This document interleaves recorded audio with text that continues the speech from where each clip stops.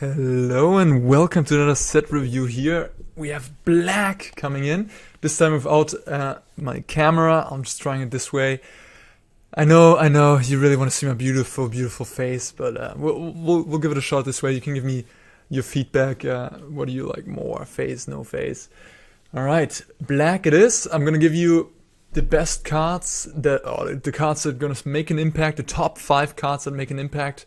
My predictions for the Kamigawa Neon Dynasty set, and up front some honorable mentions.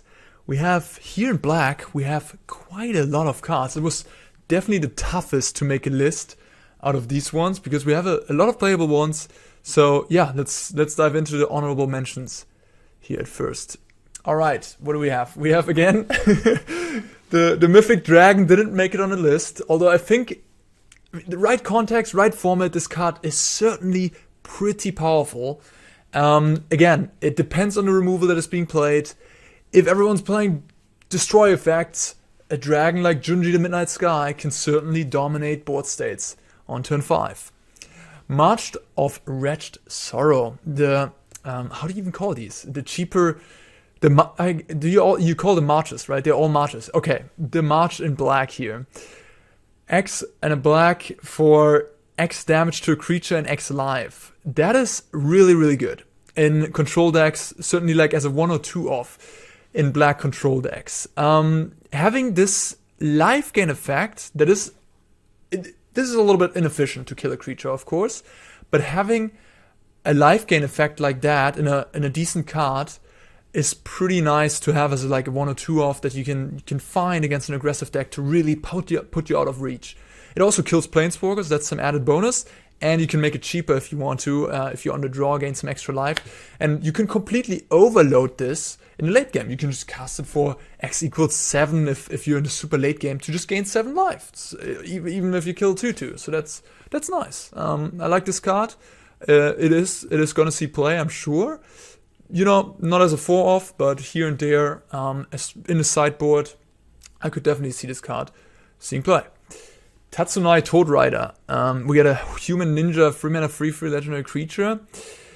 In itself, not very exciting at all, but the text box works very well with enchantments. So if you cast an enchantment where you get a 3/3 that has the ability to, you only get that once, you don't get continuously because it's a legendary frog anyways. But yeah, you get a 3/3 that drains the opponent whenever you play an enchantment spell. And you can give that and Tatsunari unblockable with Sultai Hybrid, interestingly enough. Yeah, I mean, this card is obviously good in an enchantment deck. Could be really good. I can't. Black is not usually the color of enchantments. If you have enchantment synergies, you usually go to green-white. So if this card would be green or white, I might give it a higher grade. But right now, I'm just a little skeptical where this is going to fit in. Maybe we play Abzan enchantments, I suppose. But it is certainly a card that could be very strong. I mean, it has upside for sure. I mean, 3 mana, 6 power, that is really strong if you can get there. Next up, Dokuchi Silencer. 2 mana 2/1 ninjutsu. Deals combat damage to player. You may discard a creature card when you do destroy target creature or planeswalker player controls. I think this is a very nice ninja. You can play it early on turn 2 to enable your other ninjutsu cards and return it to your hand, so you can ninjutsu it back later in the game. Or it is just a kill spell, yeah, with one of your unblockable enablers of the ninjutsu mechanic, which I'm sure we will see. Mukotoi Soul Reaper, a 2 mana 4/3 vehicle, crew 2. When it attacks, you can sacrifice another artifact or creature. If you do, put a 1/1 counter and gains menace. So this is quite the power for a 2 mana 4/3, 2 mana 5/4 attacking potentially in a sacrifice deck with Sanguine Brushstroke and Alchemy, or with Shambling Gas and Eye Twitches just in standard. You know, this card could see play. Crew 2 is a little, it doesn't read like a much, but I think Crew 2 is still kind of this awkward price. With these vehicles, like, just in itself, Mukotoi Soul Reaper will not do anything. And these black sacrifice decks, they don't play that much power. They play like 1-1 and a 1-1, and then maybe they can crew that together with this, but then they leave themselves open, and they're more of a defensive deck anyways, so it doesn't really fit the current black sacrifice decks. Nonetheless, if we have a more aggressive black sacrifice deck, this card could see play. I wanted to mention it. Yeah, I'm not sure. Yeah, this looks good. I think people are like, oh my god, a 2-mana 4/3, blah, blah, blah, but being a vehicle, really a big downside. Invoke Despair, next up. The quadruple black sorcery. I mean, I'm a big fan of mono black mid-range control decks myself. I unfortunately couldn't I started right after mono black control was a thing in Pharos, in the first iteration of Pharos. Everyone played mono black control for like a year. I started playing Magic after that, so I couldn't get the chance to play that deck. But this card is some value for sure. Target opponent sacrifice a creature. If they can't, they lose 2 life, and you draw a card. Then repeat this process for an enchantment and a planeswalker. So if they have no creature, no enchantment, no planeswalker, you get to draw 3 cards, and they lose 6 life for 5 mana. That is a lot of life lost, and yeah, you draw 3 cards. And I mean, if they have a creature, then you get to kill a creature off, and you draw 2, and they lose 4. So that's pretty decent. I mean, if they have a planeswalker and so on, you're probably happy. In any case, when this goes on the stack and does the full effect or draws you cards, I could see this being a top end of a grindy mono black mid-range deck. But yeah, I mean, that's all. That's about it. Yeah. And it doesn't end there. We have on the uncommon department, we have some nice ones. 3 mana, -2/2 sorcery. If a creature would die this turn, exile it instead. That is very useful, of course, for any control deck, especially against the sacrifice decks. A nice sideboard card to have. I mean, we've been used to these type of effects. Yeah. Nezumi Prowler. 2 mana 3/1 artifact ninja with ninjutsu 2. When Nezumi Prowler enters the battlefield, target creature you control gains Death Touch and Lifelink on a turn. I think this card could definitely come in handy for the ninjutsu decks, even for any black aggressive deck. Because if you're playing a creature mirror match, you're playing against mono green or mono red aggro, something like that, Death Touch and Lifelink are great abilities, and having those be able to flash in via ninjutsu during combat to surprise their opponent can be very nice. So I think this could be a nice sideboard card for aggressive decks or for ninja decks. Dockside Chef. I love me some Ram. Even though the guests are a little spooky over there, but in this little Asian place here. Enchantment creature, human citizen, 1/2, 1 mana, 1/2. That's already pretty cheap. It's an enchantment as well, so that enables synergies. And for 2 mana, you can sacrifice any artifact or creature. You can sack it itself if you want to draw a card. Very cheap. You can always just sack it to itself. It looks like a card that definitely could get a place in those black sacrifice decks. I'm not super excited by it, because I think what's more important for those decks are the Shambling Gas and the Eye Twitches of the world that have a trigger when they die. But nonetheless, this is a pretty cheap card and with a decent ability. So I just wanted to put it on a list, and I think this could certainly slot into some decks. Enchantment extra subtype could be helpful to enable the new mechanic as well. All right, let's take a look at number 5. Nashi Moon Sage Scion. A little rat ninja hacker cyberpunk. I mean, wow, this thing looks spicy for sure. 3 mana 3/2. Whenever Nashi ninjutsu for 4, and then whenever Nashi deals combat damage to a player, exile the top card of each player's library, and until end of turn, you may play one of those cards. If you cast a spell this way, pay life equal to its mana value rather than paying its mana cost. Alright, why do I put this here? I mean, ninjutsu, we don't quite know if we get that really, really dreamy ninja deck yet. I think there's definitely potential. There's a lot of ninjutsu cards and ninjutsu enablers. So I'm certainly going to try myself on those. There's also coming an article out on CFB Pro on ninjas. And of course, Nashi is slotting in there. I mean, I could be totally wrong and ninjas turns out to be really bad. And then, yeah, you probably don't want to put this on the list. But yeah, let's talk about the card. So if you, well, the juice is here when you ninjutsu. Of course, if you just play a 3-mana 3/2, that's pretty bad against removal. It's a little too slow, no haste, no protection. But if you ninjutsu it in, hit the opponent and get to reveal, I don't know, a free drop on your side, or it could also be a land. You could just play land. But imagine you get a free drop. Then you pay 3 life, which is not trivial, but not that much either, to get a free drop into play for free. I mean, that is really strong. And imagine you get like a planeswalker from the opponent's side or something crazy. This could flip in an Azika's Chariot. All of a sudden on turn 4, you ninjutsu this in and you get an Azika's Chariot onto the board. That is game ending. Of course, I'm describing the best case scenarios here. But even if you get a 2-drop, I mean, you just pay 2 life, get that extra 2-drop, whatever it is, and you just get ahead. And this is just a very scary card. Reminiscent of Fallen Shinobi out of Modern Horizons, which, my goodness, that was a broken card, and this is like the fixed version. But I think this fixed version is still very good, and yeah, one of the payoffs for going ninjas. Blade of the Oni, an artifact equipment demon, with a 2-mana 3/1 menace. Menace is huge here. A 2-mana 3/1 compared to a 2-mana 3/1 menace is night and day. Menace, being able to go around a singular token, being able to, menace is one of the most underappreciated abilities, I think. It's not quite flying, of course, but often in constructed, especially because the board states are not that cluttered, menace is sort of evasion. And on a 3-power 2/1 creature, that's a lot of damage. And you can't just play your own creature to try to block this. No, you have to have 2 creatures to block it. So it's going to deal a lot of damage. And that's not all. You get the upside of being able to equip it for 2 black and turn the equipped creature into a 5/5 demon flyer. I mean, first of all, this card is also pretty cool. You basically turn the equipped creature into this demon Oni. That is definitely a flavor win.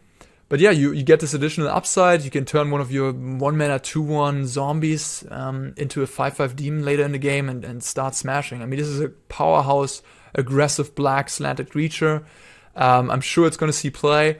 You might say, hey, we already have Skyclave Shade, but Skyclave Shade is quite good against grindy decks, against decks where there's removal. This card is much, much better against decks where you are expecting creatures. So in a format where you expect a lot of control decks, hey, okay, Skyclave Shade might be better. But this thing, I think overall, the power level is just immense. And if you have a balanced format where there's aggressive and controlling strategies, I think you'd rather play this over Skyclave Shade. And you likely play both in the same deck, to be fair. Soul Transfer here on number 3. This card might just go higher. I'm honestly not sure. But for 1 black in sorcery, you get exile target creature or planeswalker, or return target creature or planeswalker card from your graveyard to your hand. Whew. And if you control an artifact and enchantment, you may choose both. I mean, this card does a lot of things. So first of all, against an aggressive deck or against any deck with creatures and planeswalkers, you get yourself a removal. In a grindy matchup against a control deck, it returns a creature or planeswalker from your graveyard to your hand. Big thing here is the exiling part, especially in current standard and alchemy. We have things like Immerstorm Predator, Old Growth Troll. The exiling is huge right now. And then you get a great removal spell that has multiple molds. When you needed to return your loaf, you return a loaf. And then you can do both at the same time if you have an artifact and enchantment. And well, we don't have to think much. There's Sanguine Brushstroke, the 3-mana enchantment that makes a Blood Artist and a Blood token, which gives you both in one in alchemy. So this is going to slot right into those black sacrifice shells. It's going to be absolutely amazing in those. Look, we were playing Vanishing Verse, we were playing Rite of Oblivion in these black decks. We were splashing for those. I'm not even sure if that is necessary anymore with this card in the format. You might just be able to just, hey, I don't need white anymore. I have Soul Transfer. I can just play 3-4 of those and I'm good. Yes, 3 mana is a little bit on the expensive side on a removal spell, But with this type of power level in the card, I mean, I'm loving it. And yeah, deserved number 3 here. Biting Palm Ninja. Jesus. Biting Palm. What is that even? We got a 3-mana 3/3 with Menace. Or Menace counter to be specific. So that's already a sort of decent sized creature for black. With a good ability, right? Menace. And we have Ninjutsu.